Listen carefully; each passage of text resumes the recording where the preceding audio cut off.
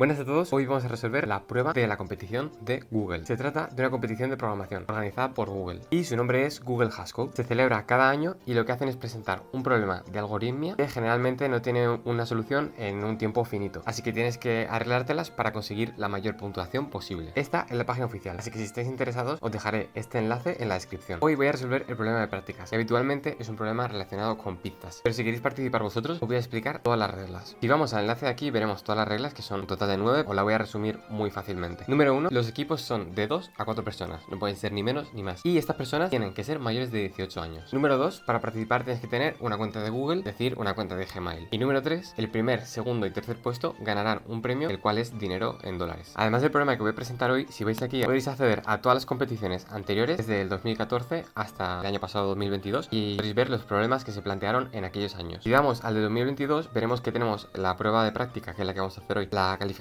y las finales. Si vamos a cualquier anterior, 2021, solo está la de calificación y la final. Nunca ponen la de prácticas, no sé por qué, pero es muy sencillo encontrarlas por GitHub. Y si queréis participar este año 2023, os podéis empezar a preparar ya, porque se celebrará el día 13 de abril a las 5:45 y tiene una duración de un poquito menos de 4 horas. Si entráis vosotros mismos a la página y le dais schedule, aquí le podréis poner a qué hora corresponde en vuestro país. Por mi parte, no creo que este vídeo vaya a tener mucho alcance, porque no sé si es un tema al que interese a muchísima gente, pero si os interesa, me plantearé hacer un directo el día 13 de abril resolviéndolo con vosotros. Pero como digo, no tengo esperanzas de que este vídeo tenga muchísimo alcance, porque no es un tema que sea tan mainstream como otros de los que ya he hablado en el canal, que es normal que tengan un alcance más alto porque le interesa a más gente. ¿Queréis descargaros mi solución o simplemente descargar el PDF? Os voy a dejar un enlace a mi repositorio de GitHub, en el cual aquí en Statement tenemos un PDF que es el problema. Ahora me pondré a explicar sobre lo que trata el problema para que lo podamos entender y después veremos la solución. Sin embargo, antes de empezar a resolver el problema, he de comentarte que para resolver este tipo de competiciones tienes que tener conocimientos sobre algoritmia, que es una asignatura que se da en todas las carreras de ingeniería informática, al menos en España. En el caso de la Universidad de Alicante, la asignatura se llama Análisis y Diseño de Algoritmos y se imparte en el lenguaje C++. Me encantaría compartiros el temario con el cual yo aprendí a hacer todas estas cosas, sin embargo no tengo de todo claro que compartir el material de clase sea totalmente legal, así que esto me vais a perdonar, pero no os lo voy a compartir. Sin embargo, os hago un resumen por si queréis buscar vosotros mismos en Google. Para resolver este tipo de problemas, tienes que saber estudiar la complejidad tanto temporal como espacial de un algoritmo. Así que una forma de empezar sería buscar en Google o en YouTube cómo calcular la complejidad temporal de un algoritmo. Y aunque este problema parezca totalmente distinto al de otros años, realmente hay un patrón entre todos los problemas. Hay una serie de problemas modelo y las formas más comunes de resolver los problemas son estas 5. ¿Qué más? Primero, la estrategia de divide y vencerás. Segundo, la estrategia de programación dinámica. Tercero, la estrategia de algoritmos voraces. Cuarto, la estrategia de backtracking. Y por último, la estrategia de ramificación y poda, que en inglés se llama branch and bound. No me voy a detener a explicarlas todas porque si no el vídeo duraría varias horas. Como os digo, conociendo los nombres podéis buscar directamente en YouTube cómo se aplican esas estrategias y yo en este caso voy a explicaros la que he utilizado para este problema. Los problemas que presenta Google en el Hascode siempre son con este formato. Nos cuentan una historia, en este caso nos dice una introducción que dice: ¿sabes que en cualquier momento alguien está cortando pizza en alguna parte del mundo? Una historieta para meternos en el papel y de repente nos plantea los requerimientos del problema. En este caso nos dice que tenemos una pizza de R filas por C columnas y cada celda de la pizza tendrá por un lado mushroom, que serán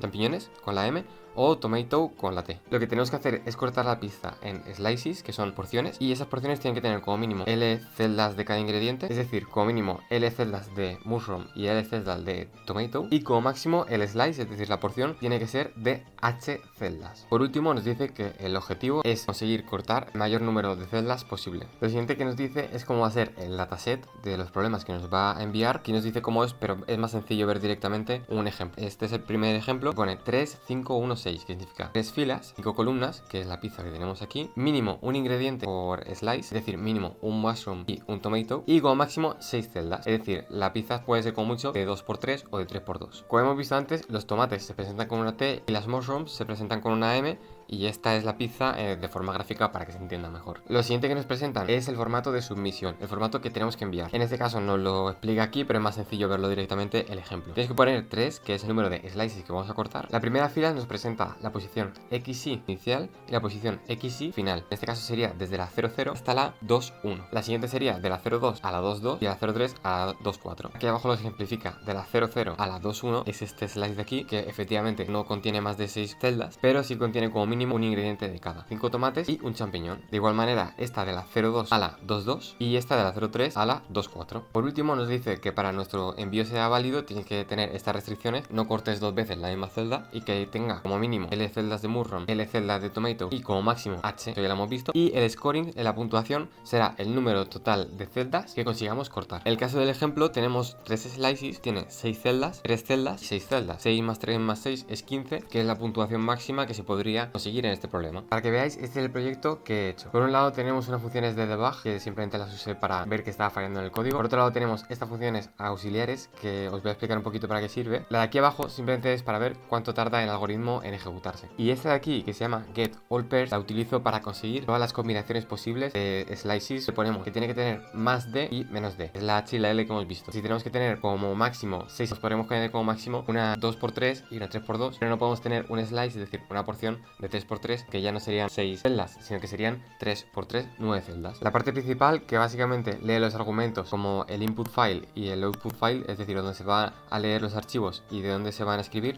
El offset, que es la función que os acabo de comentar, la cual mido el tiempo que ha tardado el algoritmo en ejecutarse. Y aquí vemos cómo he construido la pizza, que ahora os lo enseñaré. Y por último, el getAllPairs, que os acabo de decir, para conseguir todas las combinaciones de posibles porciones. Para construir la pizza simplemente he generado esta estructura. Lo que tiene es el número de filas, el número de columnas, la L y la H que nos ofrece el problema, y por último una raíz de celdas que puede ser o tomate o champiñón. La función newPizza, que nos devolverá una pizza, lo que hace es que lee el fichero línea por línea con los requerimientos que nos ha pedido antes. Primero el número de filas, luego el número de columnas, luego la L, luego la H y por último tenemos las T's y las M's, que son los tomates y los mushrooms. Además he añadido una serie de funciones que nos van a ayudar con la pizza. Add, que nos devuelve lo que hay en una posición X, Y de la pizza. Draw, que lo utilicé para debuguear y lo que hace es dibujar la pizza con las T's, con las M's dentro de la consola. IsValidSlice nos devuelve true y es un slice válido que se puede cortar dentro de la pizza, y false en caso de que no. NextFreePosition, que lo utilizo para saber cuál es la siguiente posición que no ha sido cortada por un slice. Y setSliceUsed, que lo utilizo para marcar una serie de celdas las cuales ya han sido cortadas. No quiero entretenerme en la implementación de estos códigos porque podéis meteros directamente al GitHub y leerlo vosotros, pero ya sabéis para qué sirve cada función. Lo siguiente que hice es programar una cola de prioridad, que es una cosa que nos servirá para el branch and bound, que es el algoritmo que he decidido utilizar para este problema. De nuevo, esto es algo que muchas veces viene ya directamente en el lenguaje. En este caso yo hice mi propia implementación. Si queréis verla, pues en el GitHub la tendréis, pero no tiene mucho secreto. Aquí un script en bash que lo que hace es compilar el programa, borrar los últimos outputs y ejecutar cada uno de los inputs, que por cierto no los he enseñado, pero hay 4: el big, el example, el medium y el small. Luego, como la solución hemos visto que es qué slices vamos a cortar y no cómo es el resultado de la pizza final, lo que he hecho es hacer la estructura slice, que lo utilizaré luego para decir soluciones de slice desde aquí hasta aquí. Y en este caso no he puesto x1, y1, x2, y2 porque me resultaba más cómodo hacerlo con el width y el height, es decir, lo que medía la porción, en lugar de poner la posición inicial y la posición final. Como veis, también hay una función row, cual utilicé para debuguear, pero lo importante es la estructura slices, con la cual tengo los siguientes métodos. El primero, isIn, que lo que hace es que recibe un slice y pregunta si ya ha sido añadido dentro del array de slices. Lo siguiente, last, que me devuelve el último slice. Lo siguiente, points, que es para calcular los puntos finales que se han obtenido. Y por último, whitesol, que lo que hace es escribir la solución con el formato que hemos visto anteriormente en el problema. De nuevo, no me voy a entretener, volvemos al main para continuar leyendo lo que hay. Aquí obtenemos todas las parejas posibles y lo siguiente que hago es ordenar, porque así puede que obtengamos mejores resultados. Ahora veremos por qué. Si habéis estado atentos antes, veréis que los métodos que he utilizado es el greedy method, que es la forma voraz de hacerlo, y el branch and bound, que es el ramificación y poda. Y por último llamo a whitesol, que lo que hace es escribir la solución como os he dicho antes. Ahora, para ver más o menos qué puntuación se obtiene,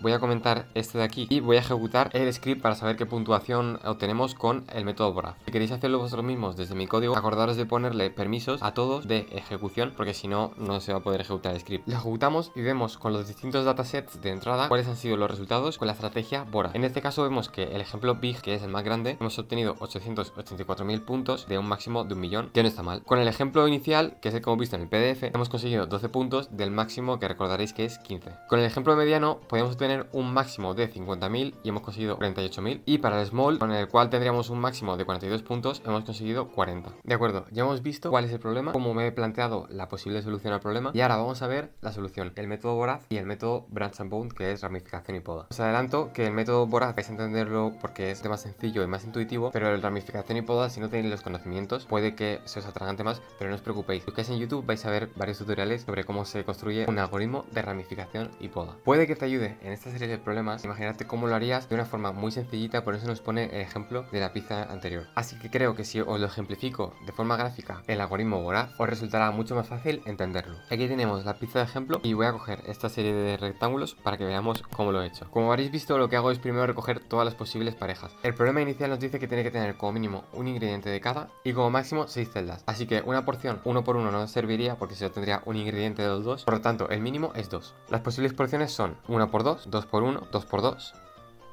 3 por 2 o 2 por 3. No sé si ha quedado claro con tanto lío, pero ahora lo veréis claro. En este caso, la mejor opción, ya lo hemos visto antes, sería cortar esta porción de aquí, esta porción de aquí y esta porción de aquí. Pero un algoritmo voraz probablemente no haga esto. Y lo que hace mi algoritmo voraz es lo siguiente. Prueba el primer slice posible, que sería en este caso el 1×2. Y se pregunta, ¿es un slice válido? Tiene como mínimo un champiñón y un tomate. Hay 2 tomates, así que no. Prueba el siguiente slice válido, que sería este. ¿Es válido? No. Prueba el siguiente slice válido, que sería este 4×4. ¿Es válido? Sí, porque tiene como mínimo un tomate, en este caso tiene 3, y un champiñón. Así que avanzaría a la siguiente posición y se preguntaría, ¿el 1×2 es válido? No. ¿Y el 2×1 es válido? Sí. Pues ya tendríamos otro slice para recortar. Iría a la siguiente posición, que sería esta de aquí, porque aunque esté en verde no la ha cortado, porque simplemente ha dicho se puede cortar. Y lo siguiente que hace es preguntarse, ¿el 1×2 es válido? No. ¿El 2×1 es válido? Sí. Pues ya estaría, porque si intentamos cortar cualquier otra combinación, antes por ejemplo se me olvida la combinación 1×3, que también está dentro del array de posibilidades, esta posibilidad no existiría ni aquí, ni de esta forma, que sería por ejemplo un 1×5, que también entraría dentro de máximo 6 celdas. Sin embargo, como todo lo que queda son tomates, no cabe la posibilidad de que elija otra opción que resulte en una porción válida que tenga tomates y champiñones. Por lo tanto, concluimos que este algoritmo voraz que acabo de probar, que es lo más sencillo posible, conseguiría esta porción de aquí, esta porción de aquí y esta porción de aquí, que sumarían un total de 4 más 2 más 2, 8 puntos. Como veis, diseñar un algoritmo voraz simplemente depende de la intuición,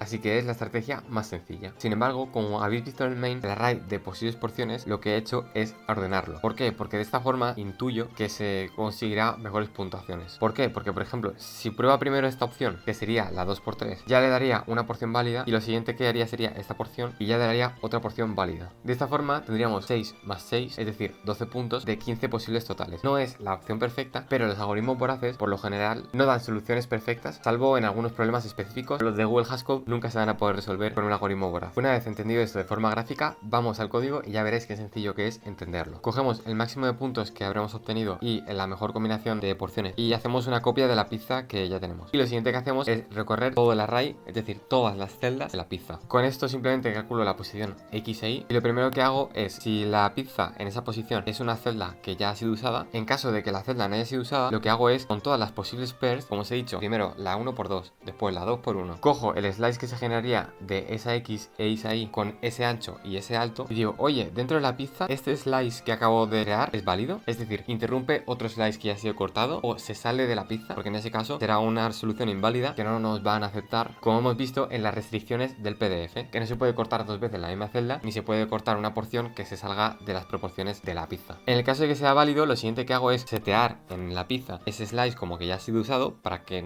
luego no nos permita volver a cortarlo, y calculo los puntos, que si era por ejemplo una 2×3, pues sería 2×3, 6 puntos, que serían los que conseguiría. El resultado de ese cálculo lo guardo en best points, que es lo que vamos a volver al final, y en best slices le añado ese slice que acabo de cortar dentro de la pizza. Como este vídeo está quedando muy largo y ya hemos visto una posible solución al problema, aunque no es una solución completa, no voy a detenerme a explicar la ramificación y poda. Si veo que este vídeo tiene muchísimo apoyo, aunque yo creo que va a ser difícil, haré otro vídeo explicando cómo programé la ramificación y poda, además explicándolo gráficamente, como ha sido el caso del algoritmo voraz. Pero os hago un spoiler: con ramificación y poda he conseguido la solución perfecta para el problema de ejemplo y el problema pequeño. Sin embargo, con el problema mediano y grande, lo que he conseguido son mejores puntuaciones que con el algoritmo voraz. Sin embargo, el algoritmo no acaba nunca, así que no es una solución perfecta. Pero si queréis ir a ver el código, va a estar en GitHub, en el archivo de Solutions que os he enseñado aquí abajo. Así que nada, espero haberos hecho este aprendizaje más ameno y haberos despertado el gusanillo para estudiar algoritmia e incluso presentaros al Google Haskell de este año, con el que aprendes muchísimo. Así que nada, nos vemos la semana que viene. Chao.